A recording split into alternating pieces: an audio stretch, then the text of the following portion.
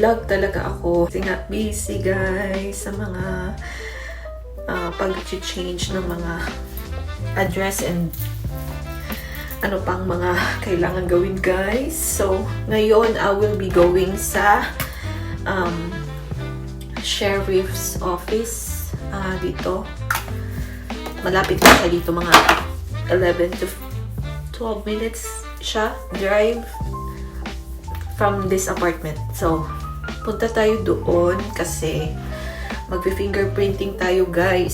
Kasi 1 week na lang ang binigay sa akin ng HR para makapag-submit ng parang update about my transfer of nursing license or tinatawag na RN endorsement kung mag-a-apply kayo sa ibang state, yung permanent residence nyo na. So, ayun, nagpa-schedule ako last week and the earliest is today, which is Thursday na guys. And hopefully, kasi nag-add ako ng $25 for my temporary ID, which is valid siya while ongoing yung criminal background check. Kasi yung fingerprinting is ipapasa mo siya pabalik doon sa BON dito sa state kung nasaan ako. And ipaprocess yung criminal background check ko and it will take like 1 to 3 weeks yata yung background check. Yun guys, I decided to add $25 na lang for a temporary license na valid siya for 3 months just to make sure para hindi tayo ma-kick out sa ating trabaho. So ayun guys, pupunta tayo sa sheriff's office and magre-ready lang ako.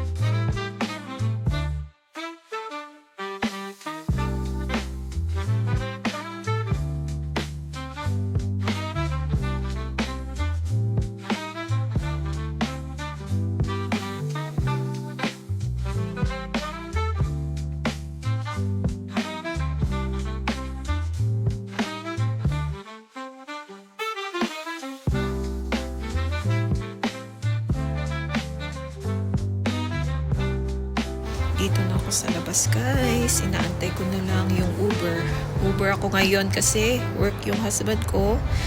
And isa lang yung sasakyan namin guys. Di pa kami nakakuha ng isa pang sasakyan. Baka next year pa kasi ang daming mga gastusin this year. But yeah, update ko na lang kayo later.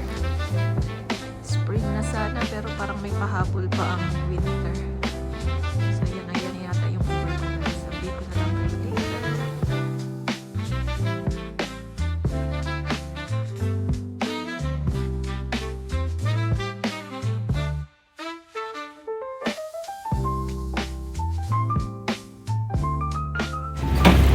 So, tapos na akong mag-fingerprint guys. Ito yung envelope.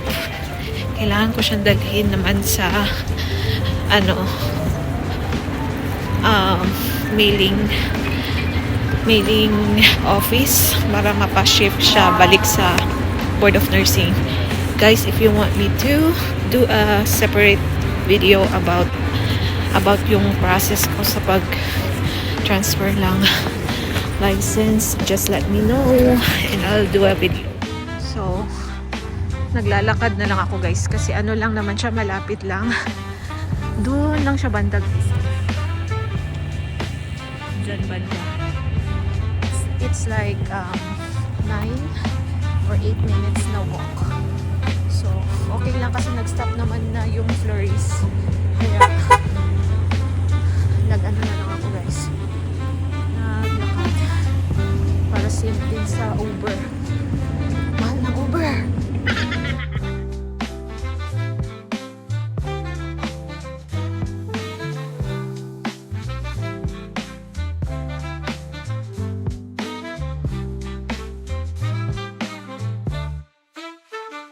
A few moments later. So, I'm done guys. And, antay ko na lang yung husband ko.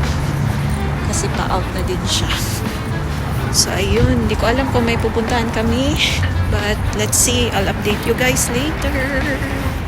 By the way, habang nag-aantay, yung nabayaran ko in total for today sa fingerprinting and tsaka sa shipping ng aking fingerprint cards.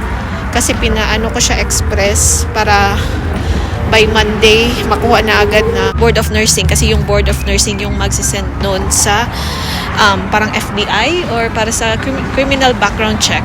So ayun guys, total ng nabayaran ko is around $100 din, kasi $30 yung sa fingerprinting. Tapos dito